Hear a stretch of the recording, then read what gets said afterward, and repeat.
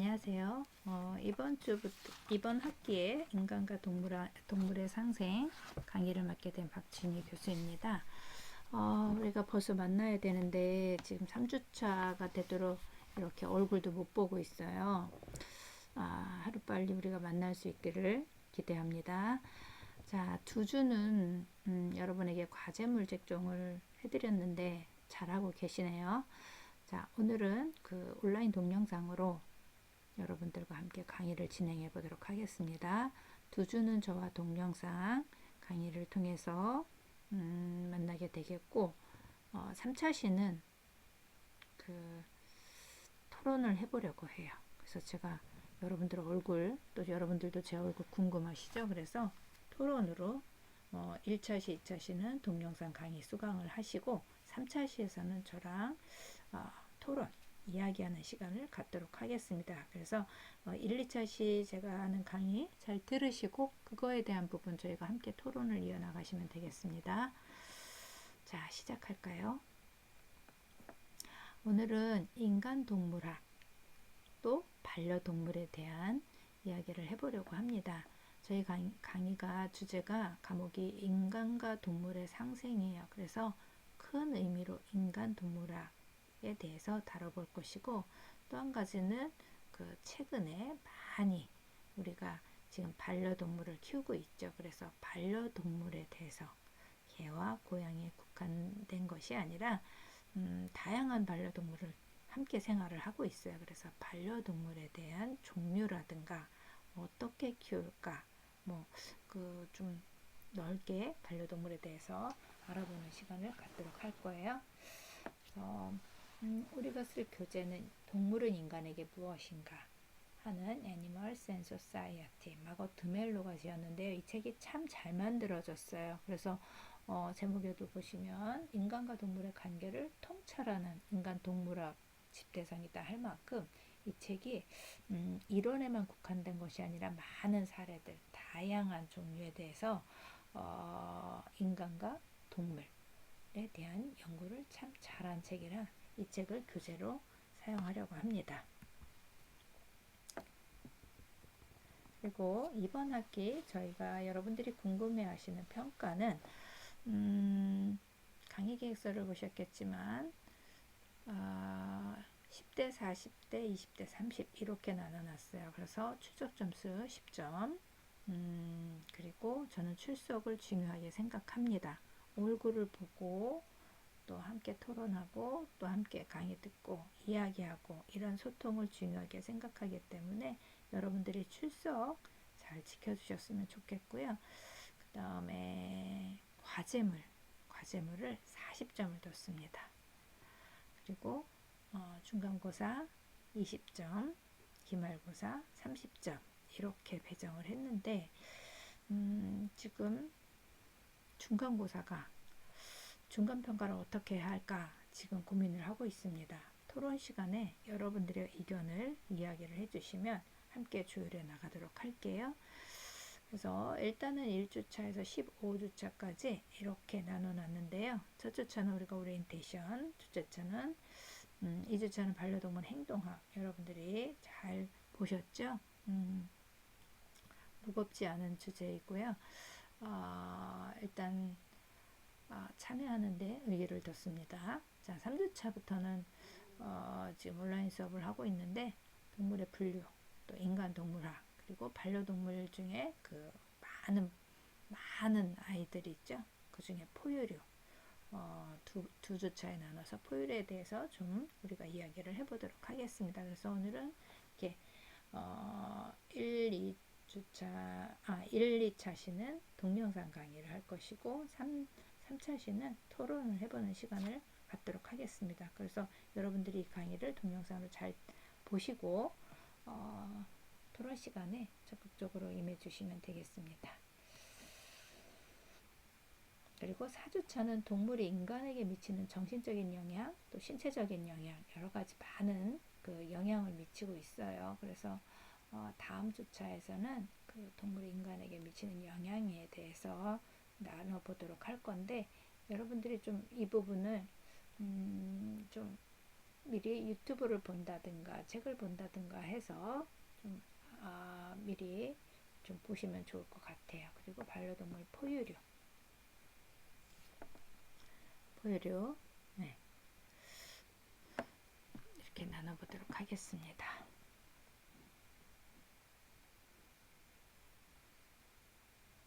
자, 우리가 1차시, 2차시, 첫 차시 인간동물학, 두 번째 시는 반려동물학, 반려동물, 그 다음에 3차시는 토론할 건데요.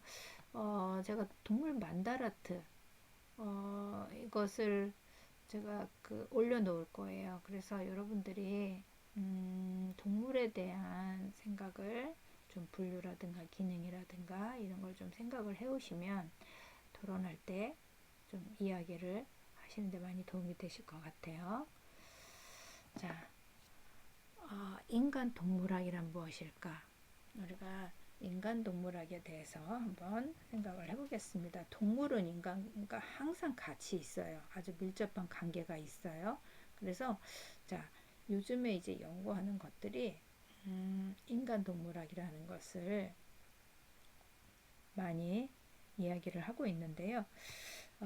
인간 동물학이란 인간의 사회와 문화에서 동물이 차지하고 있는 위치, 또 인간과 동물의 상호작용을 연구하는 융합적인 연구 분야입니다. 그래서 인간 동물학을 인류 동물학이다, 동물 연구를 한다 이렇게 부르기도 하는데, 이 분야에서의 핵심은 인간 사회와 동물의 삶이 어떤 식으로 서로 교차하는지를 탐구하는 것이에요. 그래서 이게 단순히 동물에 대한 연구만 하는 것이 아니라 인간도 동물이죠. 그렇죠? 그래서 인간이라는 동물과 비인간 동물을 함께 연구하는 것이에요. 그래서 동물의 행동학이라든가 비교 심리학이나 동물학, 영장류 동물학 이런 거하고는 좀 다르고, 다양한 동물 행동학 계열의 학문들과 또 달라요. 그래서 인간 동물학은 동물 자체에 대한 연구가 아니라 장소와 시간에 관계없이 관찰되는 모든 인간과 또 동물의 상호 관계를 연구하는 거예요.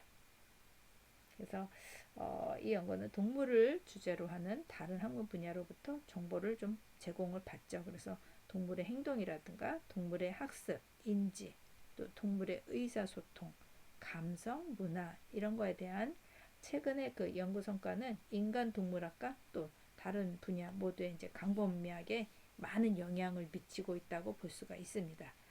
그래서 동물의 행동이라든가 정신, 감정의 과정을 이해함으로써 인간과 동물의 상호작용을 보다 잘 이해할 수가 있다. 그래서 인간사의 많은 부분, 비인간 동물과의 상호작용, 또 동물과 관련 있는 다른 사람들과의 상호작용, 이걸 통해서 이제 구조화된다. 이런 것이고요. 또 인간사의 정말 많은 부분이 인간의 목적을 위해서 동물을 좀 많이 착취를 하고 있잖아요. 그쵸? 그래서 도움을 주는 동물을 우리가 또 착취를 많이 하고 있다는 거죠. 그래서 그런 것들을 이제 기반을 두고 있다 하는 것이에요. 그래서 인간과 동물의 상호작용을 연구한 학문이다. 또 동물이 인간에게 어떤 의미가 있는가, 또 동물은 어디에 존재하는가, 뭐 이러한 부분들에 대해서 우리가 좀 생각을 해보도록 하겠습니다. 그래서 인간 세계 어디에나 존재하는 동물을 탐구하는 것이고, 또 보시면 이제 동물을 매개로 우리가 많은 치료를 하고 있어요. 그래서 동물 매개 치료가 지금 전 세계적으로 많은 효과를 거두고 있습니다. 우리나라도 시작은 했어요. 그런데 아직 많이 확산이 되고 있지는 않는데, 저는 이제 또 심리 치료를 한 사람으로 이 동물 매개 치료를 굉장히 크게 보고 있습니다. 앞으로 일자리 창출이나 또 어떤 치료적인 부분, 심리 치료적인 부분 이런 곳에서 이 동물 매개 치료가 굉장히 많이 좋은 효과를 거두고 많이 확산이 될 것이라고 생각을 하고 있어요. 그래서 저도 이 매개 치료 지금 많이 장려하는 이런 일을 하고 있습니다. 또 동물 보호소가 있죠. 동물을 보호하는 보호사가 있는데, 이 보호소에서 어느 시간, 일정 시간이 지나면 안락사를 하고 있습니다. 이 안락사라는 부분에 대해서 정말 우리가 많은 생각을 해야 돼요.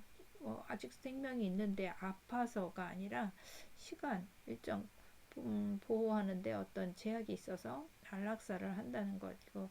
이게 우리가 어떻게 받아들이고 어떻게 앞으로 해야 할 부분인가, 좀 이런 부분을 좀 깊이 생각을 해봐야 되는 부분이고, 또 동물복지 과학이라든가 동물보호법, 지난해에도 동물보호법이 또 그 개정이 됐는데, 조금 더 앞으로 더 많이 좀 동물보호법이 잘 개정이 돼야 돼요.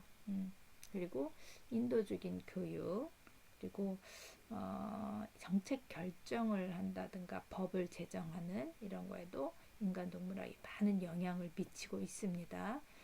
또 보면 이 동물을 부르는 호칭이 지금 반려동물, 애완동물, 식용동물, 실험동물, 뭐 농장동물, 이렇게 동물의 이제 분류에 따라서 그 이름이 좀 많이 달라지고 있는데요. 이런 부분들도 우리가 좀 보도록 하겠습니다. 또 나쁜 동물, 또 존재감 있는 동물, 이렇게 해서 이제 인간 동물학 우리가 할 부분이, 이야기를 할 부분이 참 많죠. 그래서 이러한 부분에 대해서 앞으로 이야기를 하겠습니다.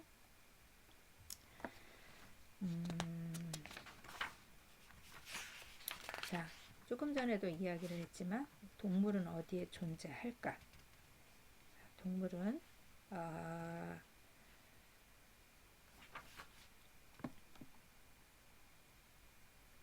가족 안으로, 가족과 함께 생활하는 동물들이 있죠. 이 동물을 우리가 뭐라고 할까요? 이러한 동물은 우리가 반려동물이라고 이렇게 표현을 하고 있습니다. 얼마 전까지는 사실 그 애완동물이라고 동물 이름을 줬었어요. 그쵸? 애완동물 키워요. 애완견. 지금도 아직도 우리 인터넷상에서 보면은 반려동물이라고 하지 않고 애완견, 애완동물 뭐 이렇게 아직도 이제 그렇게 단어가 있습니다. 그래서 약간 애완견이다, 애완동물이다 하는 건 약간 장난감 같은 뭐 이런 그런 표현이지만, 이제 반려동물은 반려라는 거예요. 가족이다. 굉장히 친근감 있는 거죠. 가족이다 하는 의미로 우리가 반려동물이라는 표현을 씁니다. 그래서 그리고 또 동물은 어디에 있어요? 농장 동물 있죠. 우리가 식용하고 있는 식용 여러 가지 동물들을 사실 우리가 먹어요. 단백질 섭취를 해야 된다. 그래서 이 아이들은 식용 농장 동물이라고 하죠. 농장에서 살고 있는 아이들. 또 뭐죠? 이 아이들은 사실 모피 농장에도 동물이 존재하고 있습니다. 그래서 동물의 피부를 우리가 옷이나 주거에 사용하는 것. 그래서 이 점점 그 농장 동물과 마찬가지로 모피 또 농장도 점점 확대가 되고 있어요.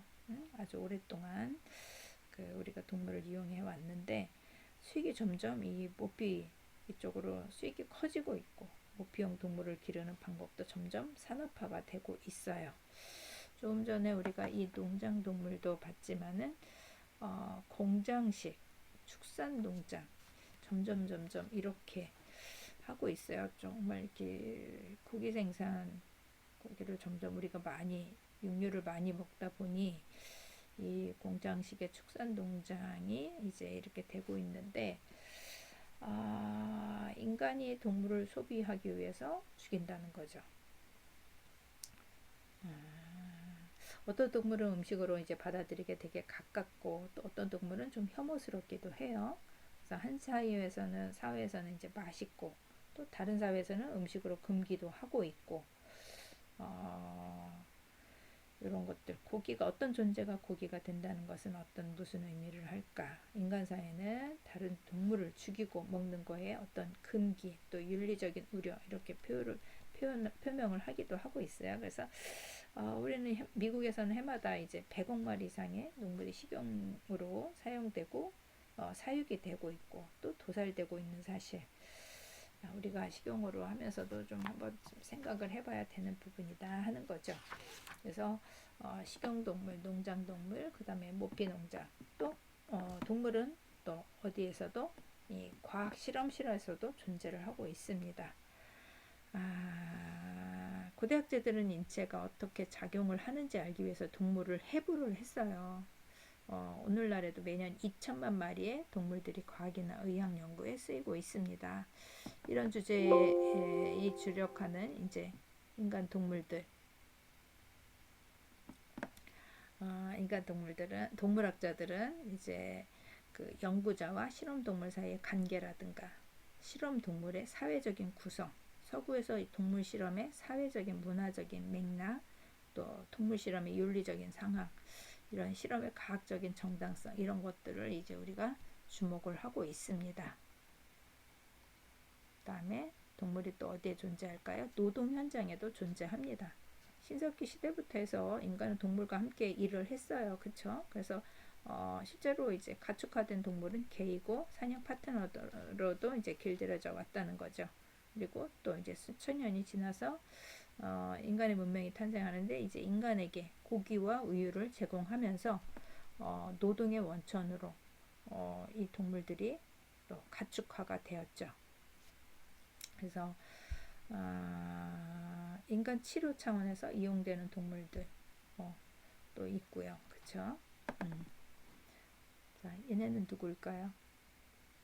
동물원이나 또 우리가 해양 동물원, 뭐 놀이동산 같은데, 그렇죠? 또 공연 현장 이런 곳에서도 우리 동물들이 존재를 하고 있죠.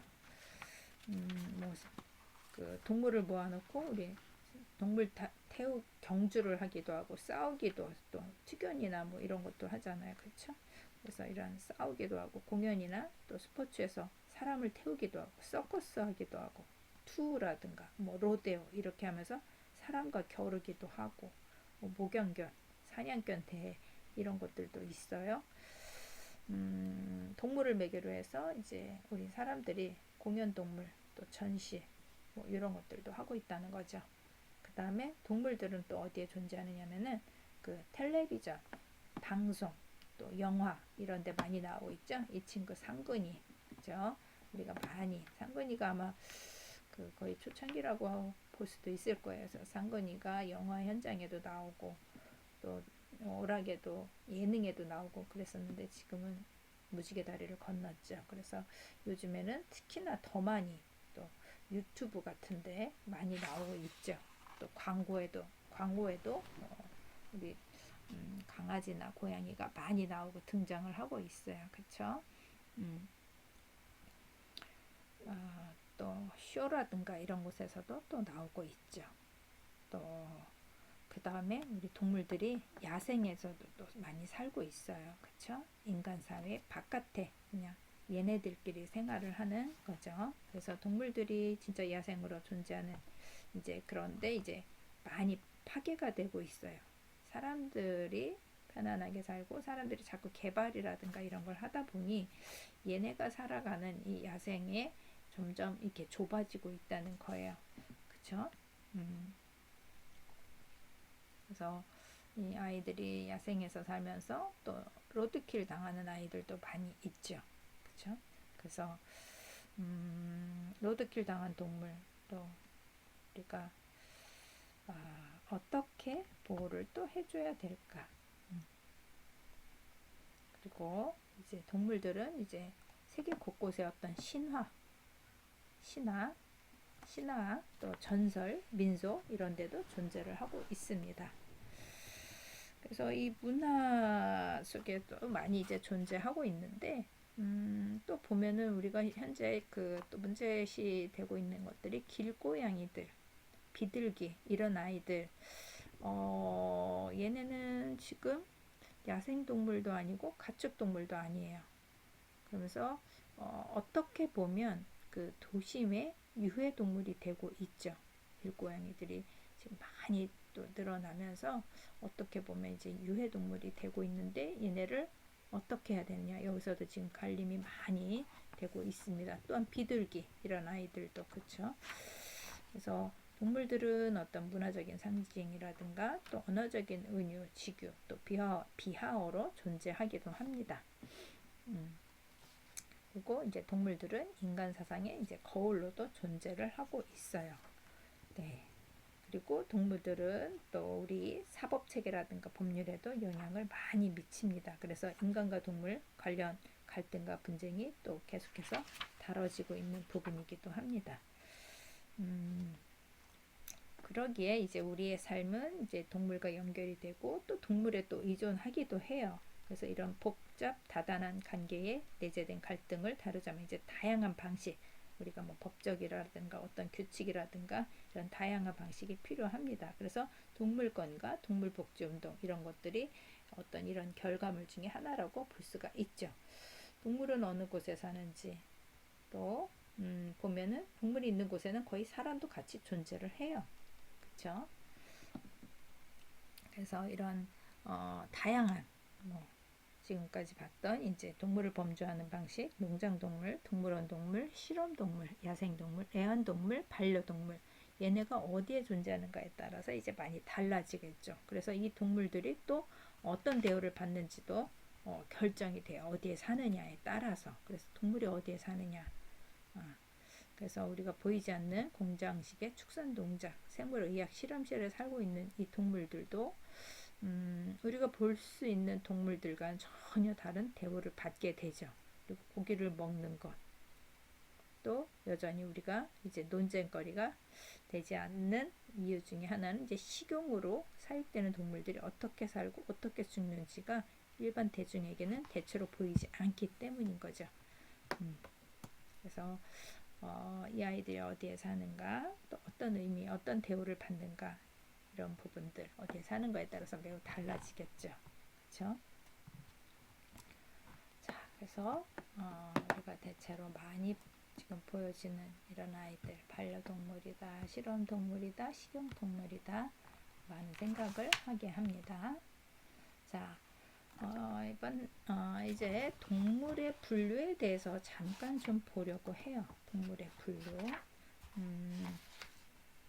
여러분들이 이제 예전에 동물 분류, 린네가 분류한 식물계, 동물계 뭐 이런 거를 이제 보셨을 텐데요. 잠깐 동물계에 대해서 보면은 개 크게 동물계, 식물계, 원핵 생물계, 진균계, 원생 생물계에서 이렇게 동물, 식물 보통 이렇게 우리가 많이 이렇게 나누죠. 동물, 식물.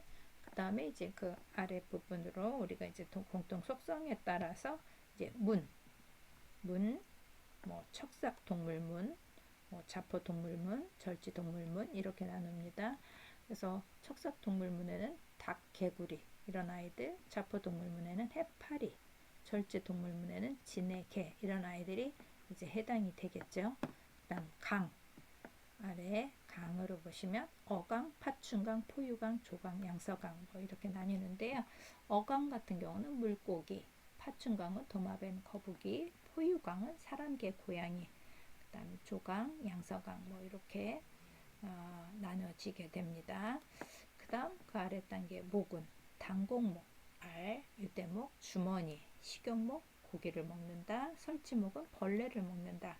익수목은 날개를 가졌다. 그다음 소목은 풀을 먹는다.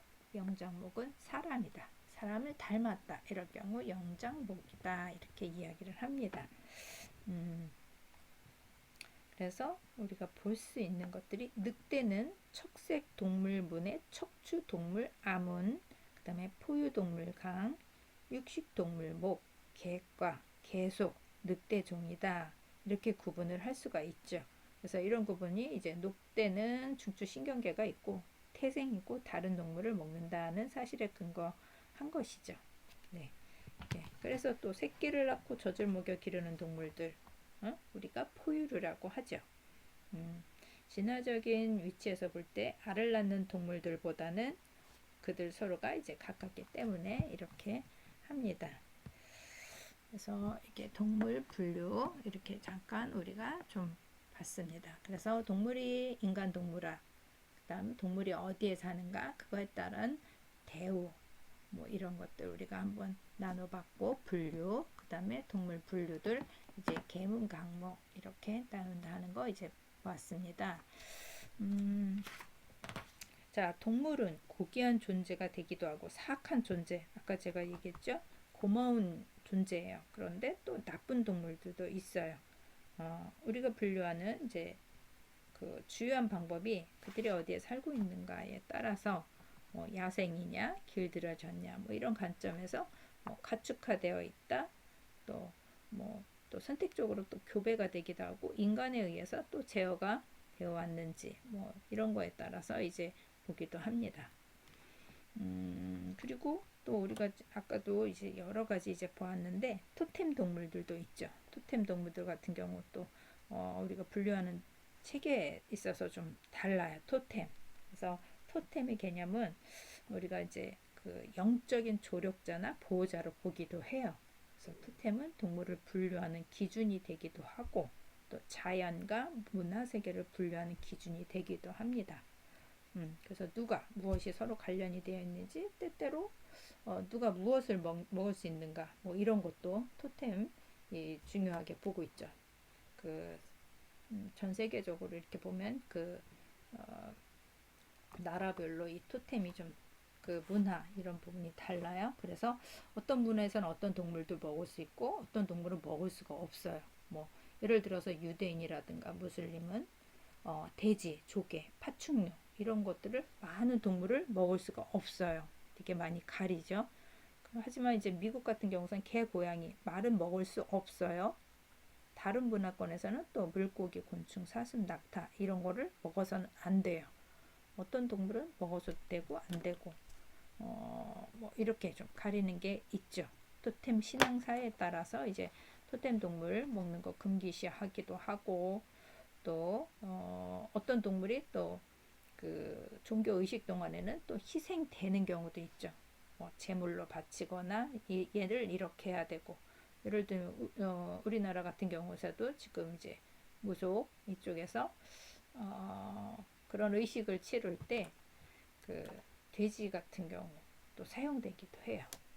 또 뭐 어느 나라에서는 뭐 양이나 뭐 염소 이런 아이들을 제물로 바치기도 하고 그래서 사람들의 어떤 의식이라든가 이런 종교 뭐 이런 거에 따라서 희생이 되는 아이들도 있다 하는 거 우리가 알아봐야 되겠죠. 그렇죠? 또 요즘에 이제 애완동물, 반려동물 이렇게 키우잖아요. 우리가 많이 또 애완동물 키운다고 하고 반려동물 함께 생활을 한다고 이렇게 표현이 또 달라지는데 대부분의 사람들은 자신의 그 애완동물 또 반려동물은 먹지 않아요. 왜? 가족이기 때문에. 가족인데 어떻게 먹어요? 그래서 요즘에 이제 반려동물 많이 키우면서 우리나라도 지금 이제 개를 좀 먹었었단 말이죠. 그런데 먹지 말아요. 먹지 말자. 개는 식용이 아니에요. 이런 운동도 우리가 벌이고 있어요. 한쪽에서는 아직도 먹고 있어요. 그런데 이쪽에서는 먹으면 안 돼요. 이런 운동 하고 있어요. 그렇죠? 지금 이제 이렇게 우리나라도 조금 이제 바뀌고 있는 전환되고 있는 상황이라고 볼 수가 있어요. 왜 먹으면 안 되냐? 지금까지 먹었는데 뭐 이렇게 하는데 굳이 그걸 먹어야 되냐? 응? 글쎄, 좀 절대 안 된다고 저희도 반려동물을 키우고 있는데 절대 안 된다고 이야기를 할 수가 있습니다. 자, 우리가 지금 이제 반려동물이라는 이야기를 이제 이 말을 많이 쓰는데요. 반려동물이 무엇인지 잠깐 이야기해보고 2차 시에 들어가도록 하겠습니다. 자, 반려동물이란 사람과 더불어 사는 동물이에요. 사람과 더불어 사는 동물. 가족이다. 굉장히 친근하다. 사람하고 잘 요즘에는 이게 점점 심해져서 혼자 사는 사람들도 많고 또 너무 바빠지다 보니까 사람들과 대화가 부족해요. 그런데 반려동물하고는 굉장히 그 친근감 있고 대화도 하고 굉장히 반려동물과 있을 때 힐링이 된다고 하죠. 그래서 거의 가족 이상이 사람 이상의 존재가 되었어요. 그래서 그런데 반려동물을 우리가 개, 고양이로만 많이 알고 있는데 사실은 그 뭐 포유류 중에서도 뭐 개, 고양이, 토끼, 햄스터, 고슴도치 이렇게 많은 종류의 이런 아이들이 있고 또 조류, 새 종류도 많이 키워요. 거미를 반려동물로 키우기도 하고 또 어류, 열대어, 해수어, 뭐 사막 여우, 또 캐피바라 이런 아이들, 그다음에 파충류도 많이 키우고 있죠. 거북이, 도마뱀, 뱀. 이 종류도 되게 많은데 예, 이렇게 다양한 반려동물을 많이 키우고 있어요. 그래서 앞으로 우리가 반려동물의 종류라든가 이 아이들을 어떻게 키우고 어떻게 환경을 만들어줘야 되는지 이 부분까지도 우리가 이야기를 해보도록 하겠습니다. 자, 1차시 아주 긴 시간 동안 들어주셔서 감사합니다.